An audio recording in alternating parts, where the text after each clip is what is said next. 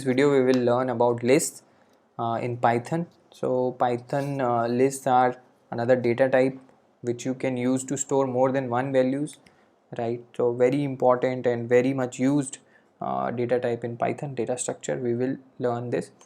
Also we'll go over the definition and the methods it has, and finally we'll see certain problems so that you understand how you can use them in real programming.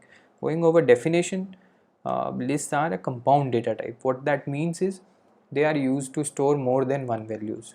Okay, so example can be marks of the students in a class, name of the students, name of the cities in a state, or name of the states in a country. Whenever you have more than one values that you want to store, then list is a good sort of data structure you can use to store that data.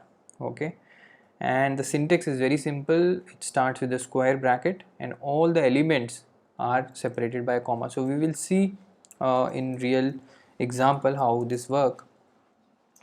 So this is Python, so I will define a list, right? And you see the square bracket and then comma separated all the elements, right? Methods are very similar to string. So in string we saw different methods like indexing, slicing, adding, right, and accessing the variables, sorry, the element. So if I do a of 0, what will I get? Again the first element. If I do a of -1, I will get the last element, right? So very similar to string this works. So all the methods of string mostly are transferable to lists as well.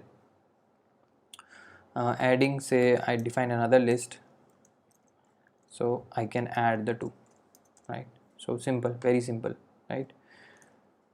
Length is the same as we saw in string. I can do a length function, right? Another one important is the append function. So append function is used to add something to the end of the list. So right now it's 1 2 3. If a is 1 2 3, right, if I want to add something to the list, I can do append, so it adds in the end. Similarly there is a prepend where you can add to the front. So one important property is the mutability. So what they say is the strings are immutable but lists are mutable. What that means is you can add to list, you can delete from the list, you can change the list, you can edit the list. So it's like a of 0 is now 1. What I can do is I can maybe say that a of 0 is 5. So now the list changes, right? But you cannot do this in a string. Say I define a string s, right? So if I want to say s of 0 is s, but if I want to change it to say g, does not happen, right? Does not support. So strings are immutable and lists are mutable, right? So why this is like you want to change, like example we saw in score of all the students, you want to update that score or you want to change the score, then this kind of property will be useful. Conditional, right, very simple to check if an element is there in a list or not. So a is this, so I can simply say 5 in a, so it returns a boolean, right?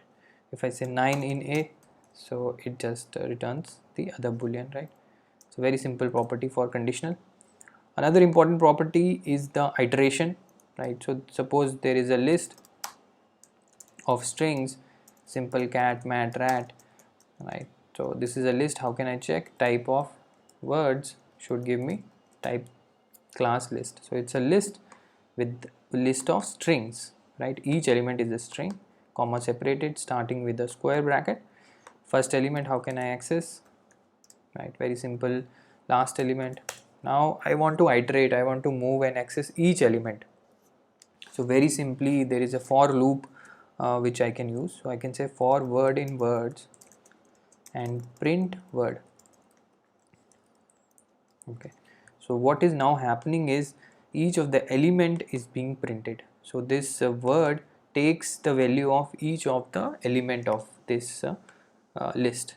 So technically list, strings, etc. are iterable objects in Python. How you can check is if I do dir of words, I will find one iter function, right? This, so if there is an iter method present in any object, that means I can iterate over it, right? Similar in like string we described, like string we defined, here also I will see one iter sort of method, right? Where is it? This. So any iterable object I can iterate over, right? Iterate means I can repeat the process and access the different element every time. So word was a list, I can do iteration. In first iteration value will be this and so on. Okay, so we'll do a simple problem and then we'll close for this video, right? So range is another inbuilt function which gives us the numbers from the integers from 0 to not including 10, so this will return from 0 to 9. So I can iterate over this range. I will say number from number in range 0 to 10, just print number. What will happen? So it will iterate, first the value will be 0, then 1 and 2 and then 9, right? So the problem now is to print all the even numbers. So right now we printed all the numbers. How can we just print the even numbers? So I can put a condition. I can say for number in range 0 to 10, or you can just define a list also. Maybe that will uh, first 10 list. That will help you to understand. I will say 1 2 3 4 5 6 7 8 9 and 10, right? To print the only the even numbers. For number in first 10 list, I will check if number is divisible, is the remainder is 2. If divided by 2 the remainder is 0, then print number.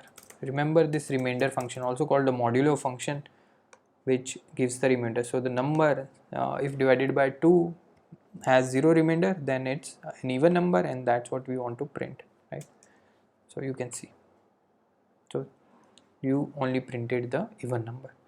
So yeah, I think that is for this class. We sort of saw how you can define list, the main methods, the iteration, slicing, adding, and also we saw a very important property which is mutability. You can change a list, you can add, delete to the list, append will add, remove will remove, and also you can iterate over list, which is very important property. So list is an iterable object, so you can access each element, and we also saw this. So next we will also look at more problems so that you understand how you can use list in real programming. Okay, thanks.